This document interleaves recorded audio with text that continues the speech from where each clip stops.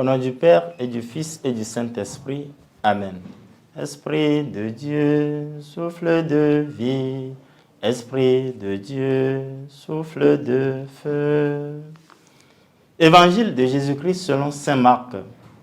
Quelques jours après la guérison d'un lépreux, Jésus revint à Capharnaüm et l'on apprit qu'il était à la maison. Tant de monde s'y rassembla et qu'il n'y avait plus de place, pas même devant la porte, et il leur annonçait la parole. Arrivent des gens qui lui amènent un paralysé porté par 4 hommes. Comme ils ne peuvent l'approcher à cause de la foule, ils découvrent le toit au-dessus de lui. Ils font une ouverture et descendent le brancard sur lequel était couché le paralysé. Voyant leur foi, Jésus dit au paralysé, « Mon enfant, tes péchés sont pardonnés. » Or, il y avait quelques scribes assis là qui raisonnaient en eux-mêmes. Pourquoi celui-là parle-t-il ainsi? Il blasphème. Qui donc peut pardonner les péchés sinon Dieu seul?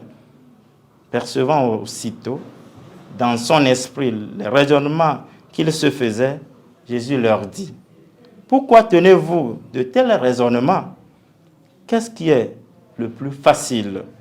Dire à ce paralysé, tes péchés sont pardonnés, ou bien de dire, lève-toi, prends ton brancard et marche. Eh bien, pour que vous sachiez que le Fils de l'homme a autorité pour pardonner les péchés sur la terre, Jésus s'adresse au paralysé. Je te le dis, lève-toi, prends ton brancard et rentre dans ta maison. Il se leva, prit aussitôt son brancard et sortit devant tout le monde. Tous étaient frappés de stupeur et rendaient gloire à Dieu en disant, « Nous n'avons jamais rien vu de pareil. » Acclamons la parole de Dieu. Louange à toi, Seigneur Jésus. En ce vendredi 17 janvier 2025 de la première semaine du temps ordinaire année C, l'évangile de ce jour nous présente la guérison d'un paralytique porté par des amis qui bravent une foule compacte autour de Jésus lors de sa prédication à Capharnaüm. Il reçoit le pardon et le Christ loue la foi intrépide de ses amis.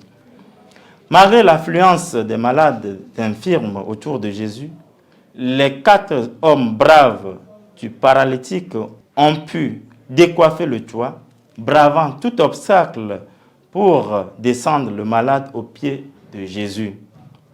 Découvrant leur ténacité et créativité, Jésus s'émerveille, loue leur bravoure et intime l'ordre aux paralytiques. Tes péchés sont pardonnés. Prends ton brancard et rentre chez toi. L'attitude des porteurs qui bravent la foule compacte qui écrase le Christ nous montre la force et la ténacité de la foi dans l'épreuve. Ces hommes ont prouvé la puissance de la solidarité à leurs compagnons.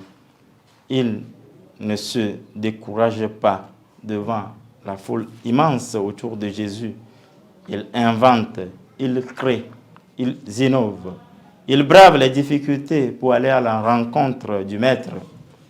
À l'exemple des porteurs du paralytique, les chrétiens sont amenés à comprendre que l'épreuve de la foi est une épreuve de persévérance et de ténacité.